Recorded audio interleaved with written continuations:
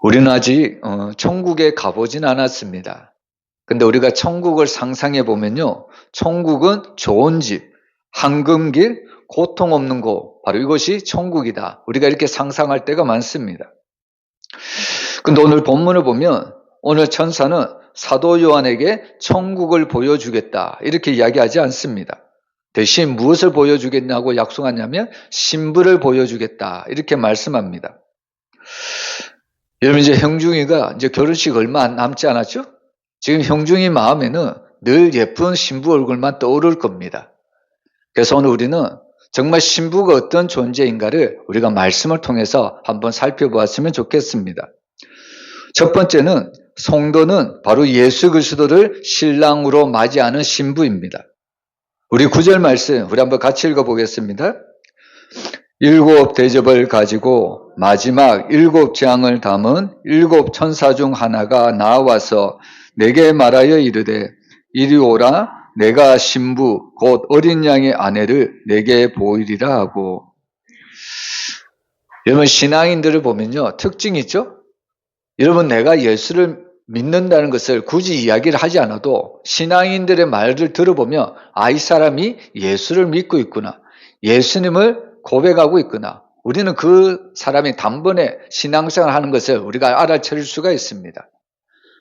여러분, 성도는 어떤 말을 자주 하냐면 나는 믿는다, 이런 고백을 참 많이 합니다. 이 고백 때문에 안 믿는 사람들이 이 사람은 그리스도인이구나 단번에 알아차릴 수가 있다는 겁니다.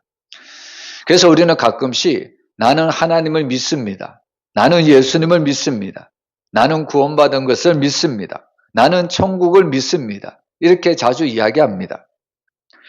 근데 오늘 본문을 보면 오늘 천사는 사도 요한에게 천국을 보여주겠다 이렇게 이야기하지 않습니다. 영광스러운 성을 보여주겠다고 이야기하지도 않습니다. 오히려 이렇게 이야기하죠. 이리 오라, 내가 신부를 내게 보이리라. 여러분, 하나님이 오늘 사도 요한에게 보여주시는 것은 바로 천국이라는 장소가 아닙니다.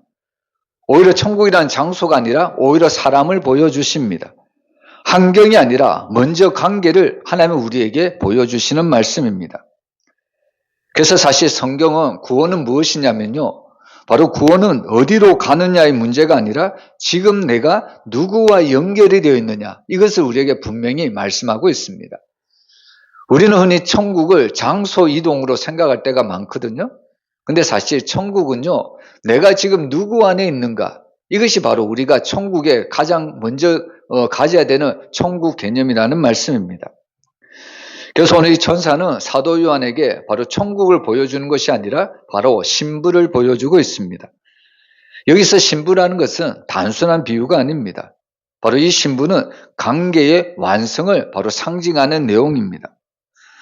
여러분, 신부는 약혼이 아니라 결혼이죠. 여러분, 신부는 바로 약혼이 아니라 결혼한 자를 신부라고 부릅니다.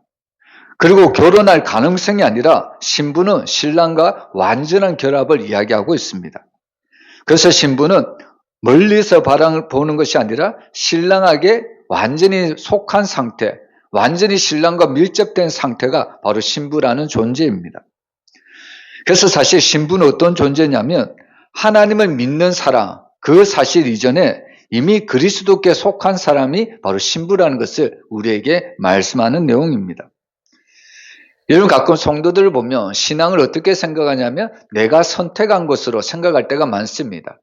나는 불교 대신 기독교를 선택했다, 이렇게 이야기를 하는 거죠. 그리고 교회도 내가 이 교회를 선택해서 이 교회에 출석하고 있다. 신앙을 흔히 내가 선택한 것으로 생각할 때가 너무나도 많습니다. 믿음이라는 것도 내가 믿음을 선택했다고 생각하는 사람들이 많습니다. 결국 내가 이 믿음을 선택했기 때문에 지금 내가 하나님을 따르고 있다고 생각하는 성도들이 참으로 많습니다. 그런데 여러분, 오늘 이 신부라는 존재는 그런 존재가 아닙니다. 여러분, 신부는 어떤 자를 통해서 그 신부가 정의될 수가 있냐면 신부는 신랑 안에서만 그 정체성을, 그 존재를 완전히 정의될 수가 있다는 말씀입니다. 그래서 사실 성도라는 것은 내가 선택해서 내가 지금 누구를 믿고 있는가, 이것이 바로 성도의 존재성이 아니라 지금 내가 누구에게 속해 있는가, 이것이 바로 성도의 정체상이라는 것을 우리는 분명히 알아야 합니다.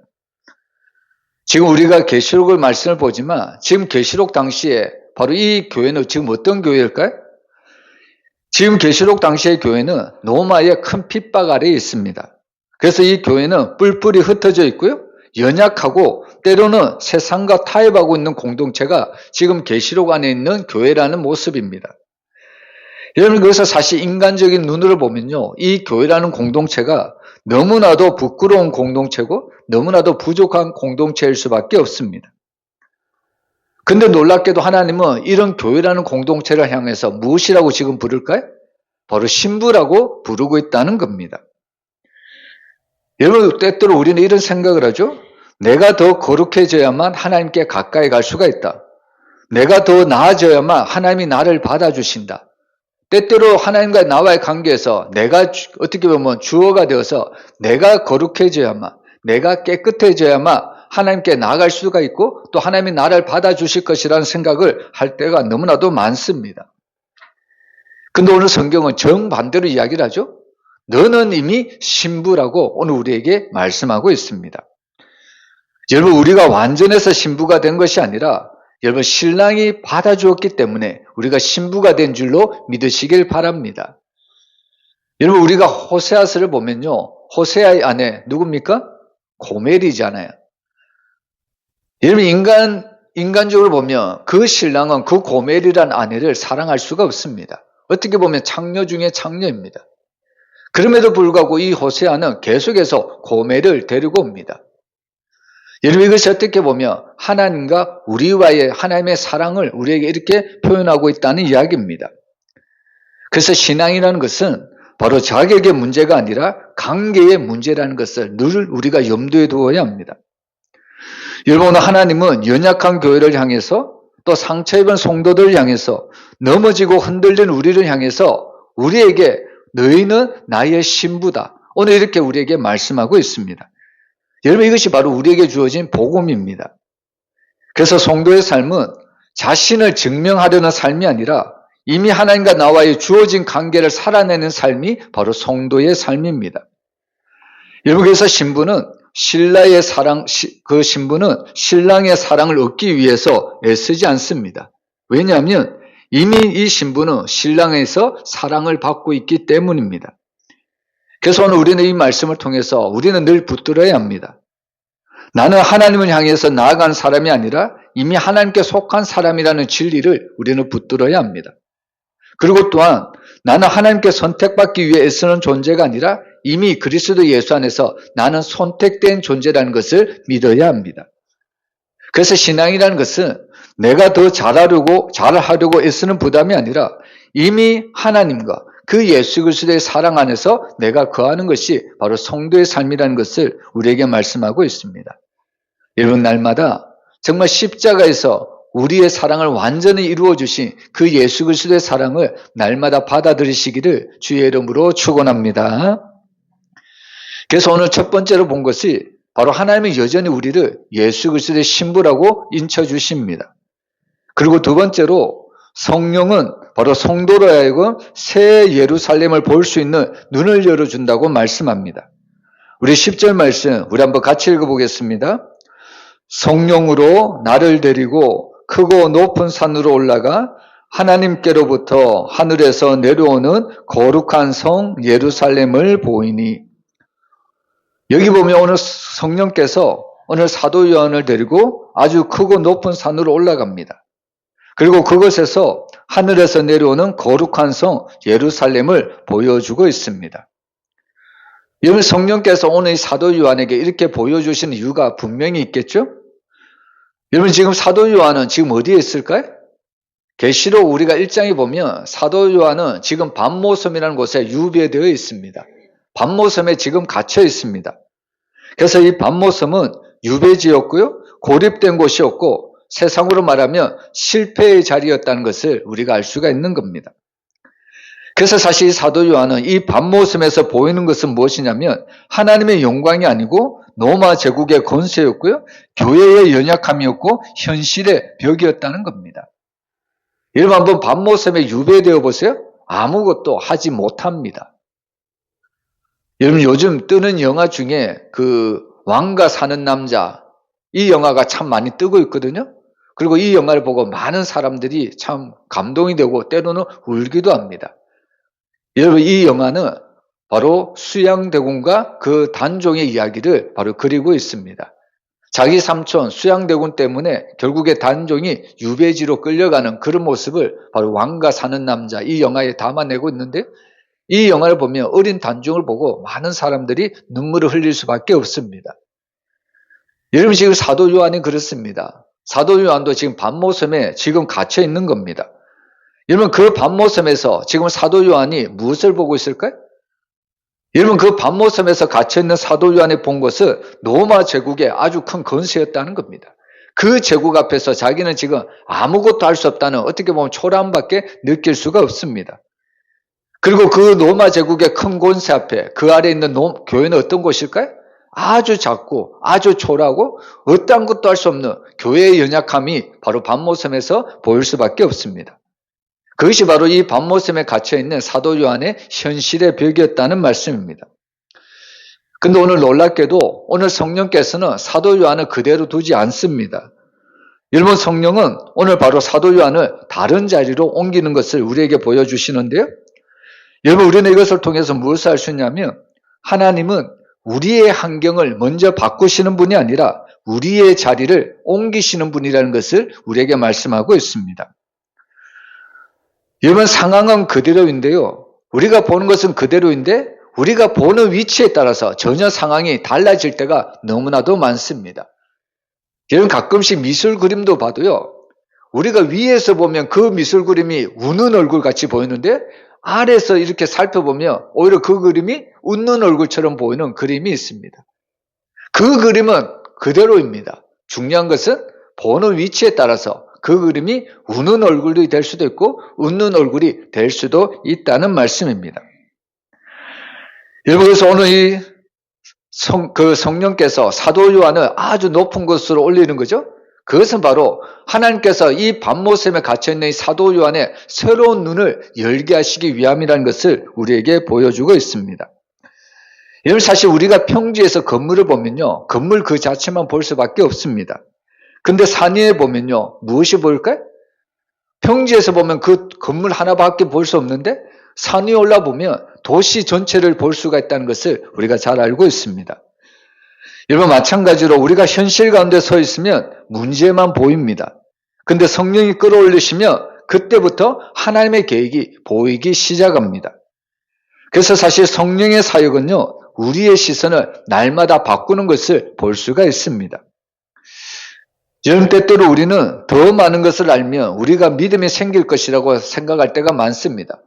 우리가 일도 많이 하고 헌금도 많이 하고 기도도 많이 하면 나의 믿음이 커질 것이다. 성도들은 가끔씩 이런 이야기를 하기도 합니다.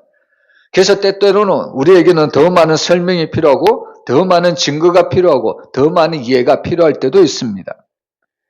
근데 놀랍게도 오늘 성령은 우리의 믿음이 이런 것을 통해서 우리의 믿음이 자라나지 않는다는 것을 우리에게 분명히 보여주고 있습니다.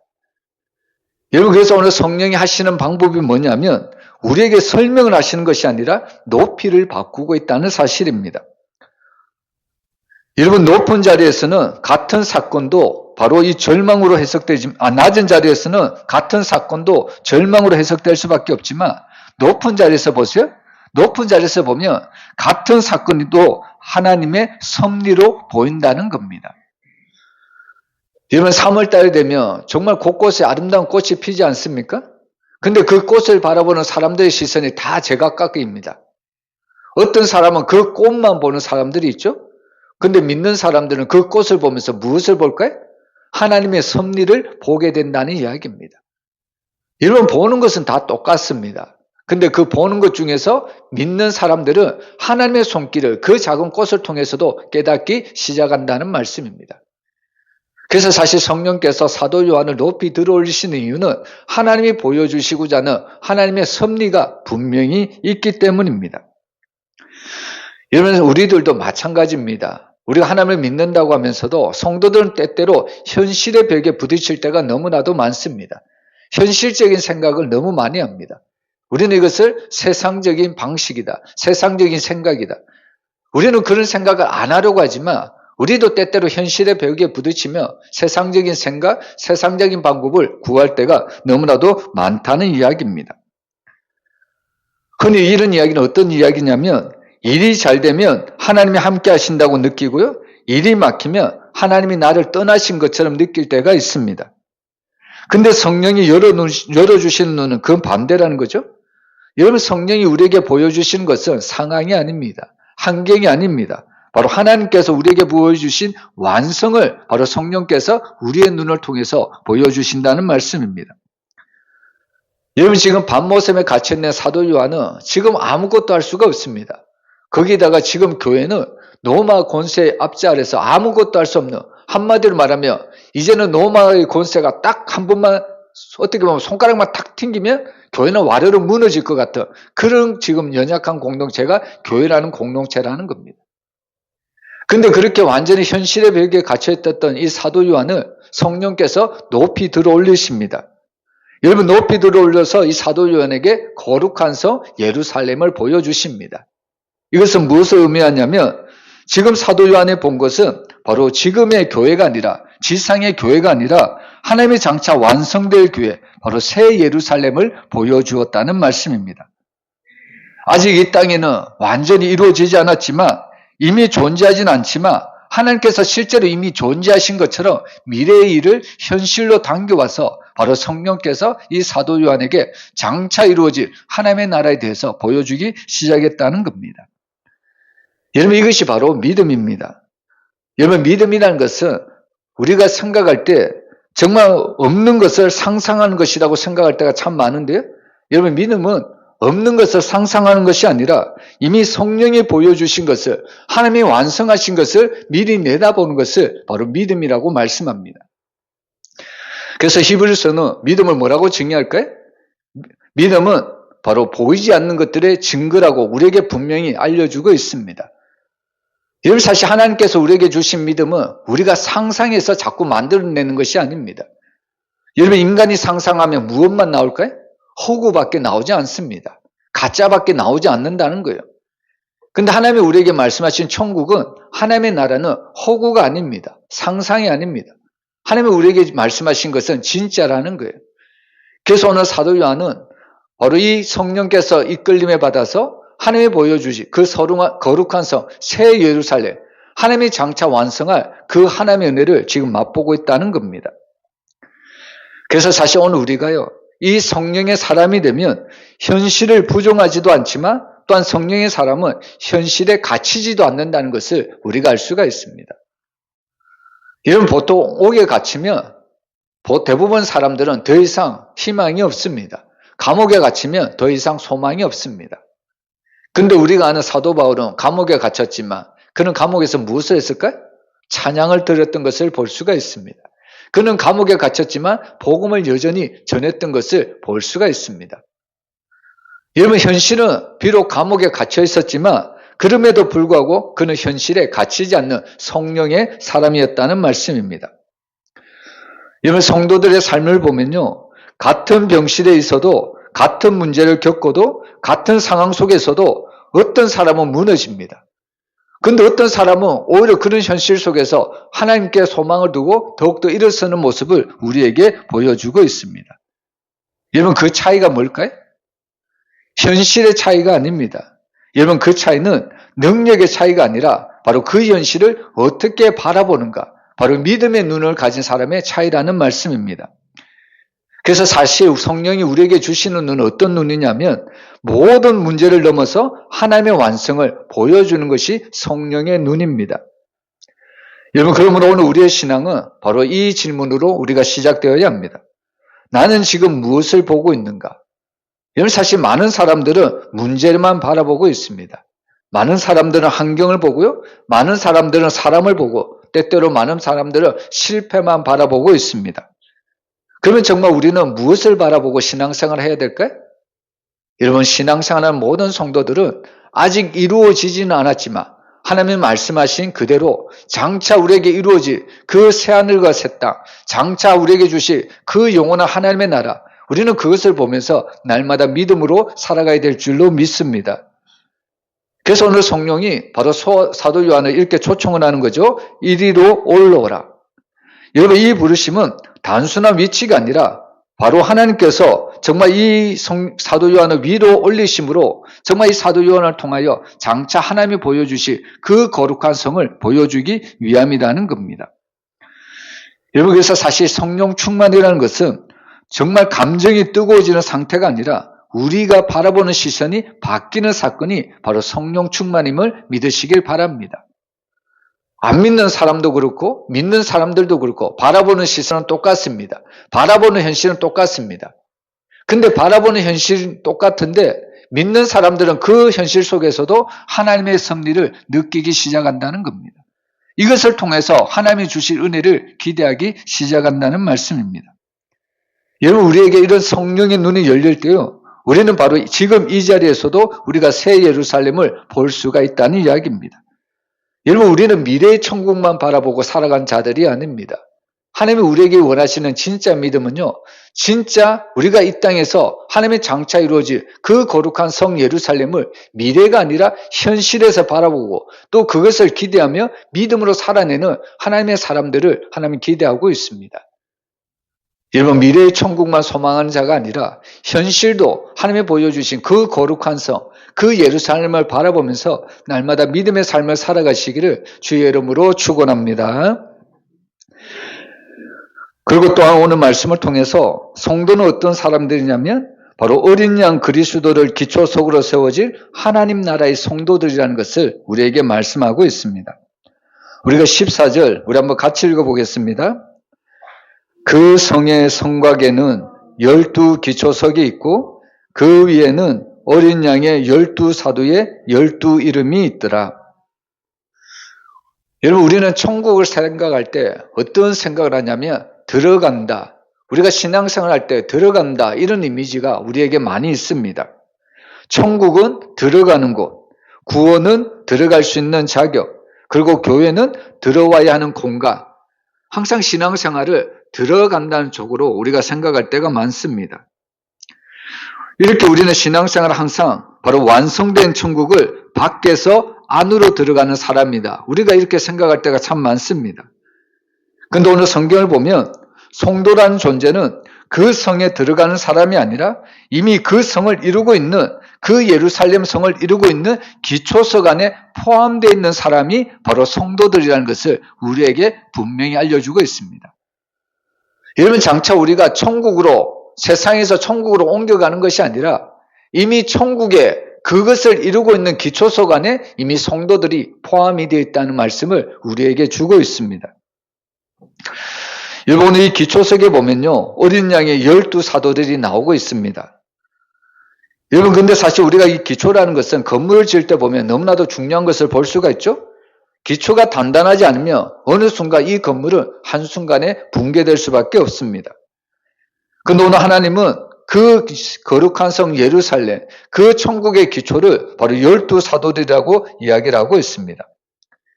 그런데 우리가 한번 가만히 생각해 보면 과연 이 12 사도가 하나님의 나라의 근간을 이루는 기초석이 될 수 있을까? 우리는 그 자격을 한번 따져볼 필요가 있습니다. 여러분, 베드로는 어떤 사람일까요? 바로 그 십자가 앞에 예수님을 모른다고 3번씩이나 부인했던 사람이 베드로입니다. 도마는 어떤 사람일까요? 예수님이 부활하셨음에도 불구하고 끝까지 믿지 못했던, 의심하던 사람이 도마였습니다. 그리고 다른 제자들 어떻습니까? 십자가 앞에서 모두 다 도망쳤던 사람이 예수님의 제자였습니다. 여러분, 인간적으로 보면 이 12 제자들은 하나님 나라의 기초석으로 쓰기에는 너무나도 어떻게 보면 불안정한 사람들입니다. 이런 사람들 중에도요, 나를 배신한 사람은 2번 다시 안 보는 사람이 있습니다. 여러분, 예수님의 제자들은 어떻게 보면 다 예수님을 배반하고 뿔뿔이 흩어졌고 도망쳤던 사람들입니다. 그럼에도 불구하고 오늘 성경을 보면요, 이 하나님 나라의 기초석에 누구의 이름이 들어가 있냐면 바로 예수님의 12 사도에 바로 그 이름들이 들어가 있는 것을 볼 수가 있다는 말씀입니다. 여러분, 사실 이 장면이 우리에게는 놀랍게 큰 은혜로 우리가 다가와야 합니다. 여러분, 우리가 볼 때는 하나님의 나라는 완벽한 사람을 통해서 하나님의 나라가 이루어지는 것 같이 보입니다. 그러나 사실 하나님의 나라는요, 완벽한 사람 위에 세워지는 것이 아니라 하나님의 은혜를 경험한 사람 위에 하나님의 나라가 세워진다는 것을 믿으시길 바랍니다. 그래서 사실 하나님 나라의 기초 속에 그 근본은 뭐냐면요, 단단함이 아니라 지금 누구를 의지하고 있는가. 하나님은 그 사람을 통해서 하나님의 나라를 세워가고 있다는 말씀입니다. 그래서 오늘 본문을 보면 정확하게 우리에게 알려주는데, 여러분, 기초는 사도들이지만 그 본질이 누구냐면 어린 양이라고 우리에게 분명히 말씀하고 있습니다. 그래서 사실 교회의 기초는 인간의 헌신이나 충성이 아니라 바로 예수 그리스도의 십자가라는 것을 우리에게 분명하게 가르쳐주고 있습니다. 여러분, 단지 이 사도들의 이름은 바로 그 기초서기 위에 바로 이름이 덧붙여진 이름일 뿐이라는 겁니다. 여러분, 사실 우리는 이 말씀을 통해서 우리에게 너무나도 큰 은혜가 다가온다는 것을 우리가 알 수가 있는 거죠. 정말 넘어진 사람들이 기초가 되고요, 도망친 사람들이 교회를 세우고 의심했던 사람들이 믿음의 증인이 되고 있습니다. 여러분, 이것은 무엇을 이야기하냐면 교회의 기초는, 교회의 완성은 인간의 가능성이 아니라 바로 이 일을 통해서 하나님의 일하시는 것을 통해서 하나님께서 교회를 세우시고 하나님의 교회를 완성해 주신다는 말씀입니다. 여러분, 교회는 결국에 누구를 통해서 세워지냐면요, 바로 자신이 열심히 해서 교회를 세워가는 것이 아닙니다. 자신의 완성함을 보여주어서 교회가 세워지는 것이 아닙니다. 여러분, 교회는 성도들이 누구를 붙들고 있느냐에 따라서 교회가 세워지고 있다는 것을 믿으시길 바랍니다. 그래서 항상 성도는요, 어린 양 대신 예수 그리스도를 붙들고 날마다 믿음으로 주님의 교회를 세워나가야 된다는 말씀입니다. 근데 때때로 성도들을 보면 자꾸만 위로 올라가려고 하는 경향들이 있습니다. 더 잘하려고 하고요, 더 인정받으려고 하고, 더 드러나려고 할 때가 너무나도 많습니다. 근데 여러분, 기초석의 특징이 뭘까요? 여러분, 기초석의 특징이 뭐냐면 기초석은 보이지 않는 자리로 내려간다는 말씀입니다. 기초석은 사실 사람들의 발 아래 묻힐 수밖에 없습니다. 근데 중요한 것은 기초석은 누구도 알아주지 않는데도 불구하고 오히려 그 기초석 때문에 건물이 튼튼하게 지탱될 수가 있습니다. 여러분, 이것이 바로 하나님의 나라의 방식입니다. 여러분, 하나님 나라는 높이 드러나는 사람이 아니라 깊이 바치는 사람이 바로 하나님 나라를 세우신다는 것을 믿으시길 바랍니다. 그래서 오늘 우리는 이 말씀을 통해서 하나님은 지금 누구를 찾고 계실까? 여러분, 하나님은 완벽한 사람을 찾는 것이 아닙니다. 대신에 자신의 연약함을 알고 어린 양 위에 자신을 맡길 사람을 하나님은 오늘도 여전히 찾고 있습니다. 여러분, 결국에 어린 양께 자신의 모든 것을 맡기는 사람만이 결코 무너지지 않습니다. 여러분, 자기 힘으로 서 있는 사람은요, 무너질 수밖에 없습니다. 그러나 어린 양 위에 서 있는 사람은 끝까지 무너지지 않고 남을 수밖에 없습니다. 왜냐하면 어린 양 대신 예수 그리스도의 반석 위에 그 건물, 그 기초석을 두고 있기 때문입니다. 그래서 성도는 스스로 서 있는 존재가 아니라 날마다 어린 양 대신 예수 그리스도께 붙들려 있는 존재가 성도의 존재입니다. 그리고 사실 그 예수 그리스도께 붙들려 있었을 때 우리도 또한 옆에 있는 다른 성도들 살릴 수가 있고 그 성도들을 붙들 수가 있습니다. 그래서 하나님의 나라는 위로 사역하는 나라가 아니라 아래서부터 버텨내는 교회가 너무나도 중요한 것을 우리에게 말씀하고 있습니다. 그래서 사실 교회마다요, 하나님이 쓰시는 일꾼들은 어떤 일꾼들이냐면 앞에서 일하는 일꾼들도 중요하지만 실제로 보지도 않지만 성도들도 알아주지도 않지만 묵묵히 그 자리에서 자신의 일을 감당하는 사람, 그 일을 버텨내는 사람, 그 일을 묵묵히 감당하는 사람을 통해서 주님의 교회가 세워진다는 이야기입니다. 여러분, 결국에 오늘 성도는요, 바로 어린 양 대신 예수 그리스도를 믿기 때문에 그분 앞에 모든 것을 맡기기 때문에 하나님의 나라, 주님의 교회가 세워질 수 있음을 믿습니다. 여러분, 우리가 신앙생활하면서 너무나도 단순하게 이해할 때가 참으로 많습니다. 오늘 본문을 보면 우리가 그것을 많이 생각할 수가 있는데요. 우리가 흔히 생각하는 천국은 죽어서 가는 것이고 구원은 그곳에 들어가는 티켓이고 성도는 그 길을 준비하는 사람이라고 우리는 지금까지 생각해 왔습니다. 근데 오늘 본문은 우리가 생각했던 이 익숙한 말씀을 완전히 뒤집는 말씀입니다. 오늘 천사는 요한에게 천국의 구조를 실제적으로 보여주지 않습니다. 대신 무엇부터 보여주었네? 신부부터 보여주었습니다. 여러분, 이것은 바로 하나님의 나라의 본질이 장소가 아니라 관계의 선언이라는 말씀입니다. 그래서 성도는 천국을 향해 가는 사람이 아니라 이미 그리스도께 속한 신부라는 것을 우리에게 분명히 알려주고 있습니다. 그리고 성령은 그 신부가 현실에 갇혀 살지 않도록 그를 높이 끌어올리고 있습니다. 바로 낮은 자리에서 보이는 절망이 아니라 높은 자리에서 보이는 하나님의 완성, 그 하나님의 섭리, 그 하나님의 주권을 우리에게 보여주고 있습니다. 그래서 사실 성도는 하나님이 보여주시는 세계 속에 사는 사람이라는 것을 우리가 잊어서는 안 됩니다. 우리가 장차 완성된 하나님의 나라에 들어갈 그런 성도도 되겠지만 더 중요한 것은 우리 같이 연약한 사람들 통해서 지금도 여전히 이 땅에서 세워가고 있는 나라가 하나님의 나라라는 사실입니다. 결국에 성도는 이 사실을 알고 계속해서 복음을 전하여 하나님의 나라를 확장시켜 나가야 된다는 말씀입니다. 그래서 사실 우리는요, 이 하나님의 나라를 이루고 있는 그 기초 속에 포함된 존재라는 것을 우리가 잊어서는 안 됩니다. 성도는 보이지 않는 자리에서, 드러나지 않는 자리에서, 그러나 무너지지 않도록 이 모든 것을 붙들고 있는 것이 성도의 존재입니다. 그래서 성도는 교회를 바치고 있는 기초석과 같은 존재입니다. 그리고 이 기초석의 그 본질은 우리가 앞에서도 봤지만 바로 어린 양 대신 예수 그리스도라는 사실을 우리는 늘 기억을 해야 합니다. 여러분, 우리는 말씀을 통해서 정말 우리의 신앙을 다시 한번 점검해 보면 좋겠습니다. 여러분, 나는 천국을 준비하는 사람이 아니라 이미 나는 하나님 나라에 속한 사람임을 믿으시길 바랍니다. 그리고 나는 더 나아지려고 애쓰는 사람이 아니라 이미 나는 그리스도 예수 안에서 사랑받고 있는 신부임을 믿으시길 바랍니다. 그리고 나는 위로 올라가는 사람이 아니라 아래에서 바치도록 부름받은 사람이라는 것을 믿으시길 바랍니다. 오늘 우리가 이런 성도의 이런 자세를 우리가 유지할 때 우리는 이 땅에서 하나님의 나라를 온전히 이루고 또 하나님의 나라를 확장시켜 나갈 수가 있습니다.